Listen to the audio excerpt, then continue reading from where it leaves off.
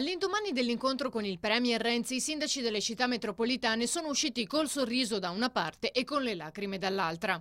Per il 2016 ha garantito che non ci saranno ulteriori tagli, però nel contempo ha detto che si esamineranno i nuovi provvedimenti economici finanziari riguardante proprio il bilancio dello Stato e quindi anche i comuni da settembre in poi, parlando di legge di stabilità, questo lo dobbiamo dire, ecco.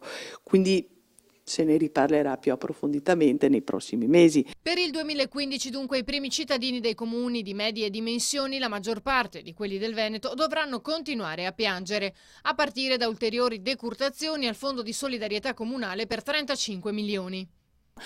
Sembra nuovamente una grande penalizzazione per i comuni veneti e sono i piccoli e medi comuni, per cui abbiamo ricordato che non esistono solo le grandi città, ma esiste la stragrande maggioranza dei comuni virtuosi che rispettano le regole e non hanno un indebitamento, ma anzi fondi che non possono spendere. C'è un impegno del Premier ad affrontarla, però noi ci aspettiamo risultati concreti e anche speriamo a breve, perché diciamo il clima, ma giustamente non è sereno tra gli amministratori della nostra regione.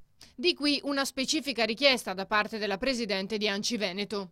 Stiamo chiedendo di avere l'autonomia finanziaria che chiediamo da tempo, nel senso che se ormai sono i cittadini che finanziano i servizi, chiediamo anche che ci venga lasciata la scelta di come spendere questi soldi. Sono 100, sono 50 e chiediamo che ci siano i provvedimenti, però anche un minimo di sostenibilità finanziaria.